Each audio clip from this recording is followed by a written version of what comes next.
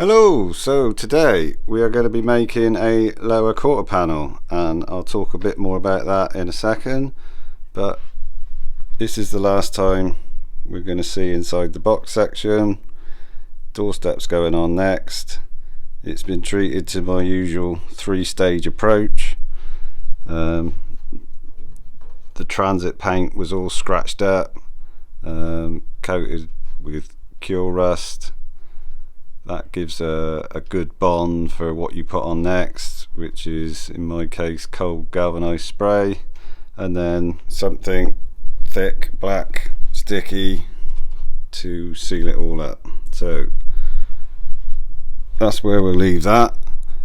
Let me get on with welding this in, and then we'll have a talk about why we're making our own quarter panel. So by looking at this side, I'm hoping to show how the finished repair that we're attempting should end up, and also because this side has also been repaired in the past, what we're trying to avoid.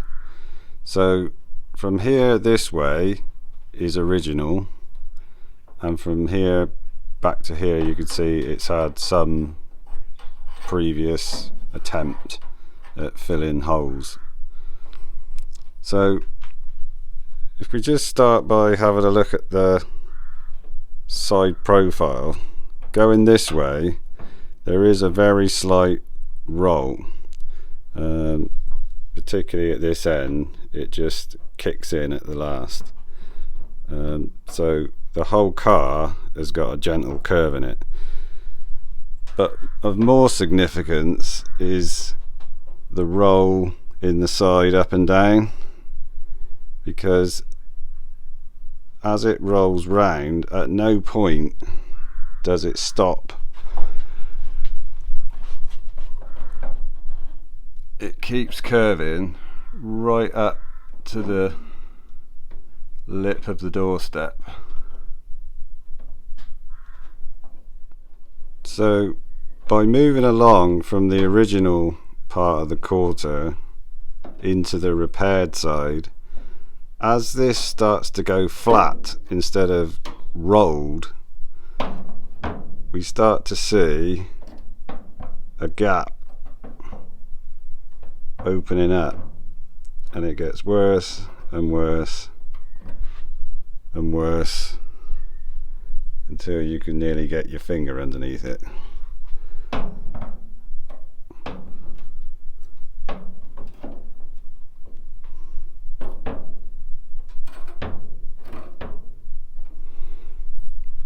So ideally what we want is a repair with a nice gentle roll, especially going top to bottom.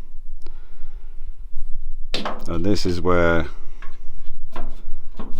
the old Magnum doorstep and lower quarter repair falls down, because it's flat from what I can make out. So if you do need to use this, only use what you need and cut the rest off.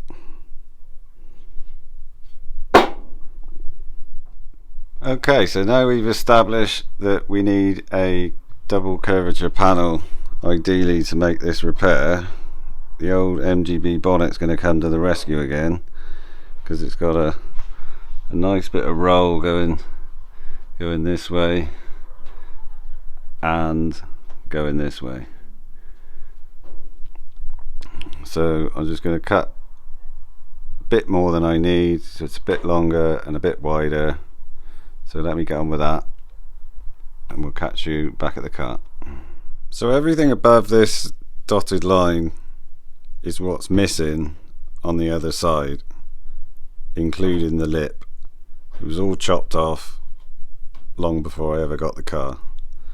So when it comes to making a template, I've used this side, which is fine because it's the same shape on the other side. We just need to remember to put the flanges round the other way. So now I need to transfer that to metal, so we'll see you on the bench.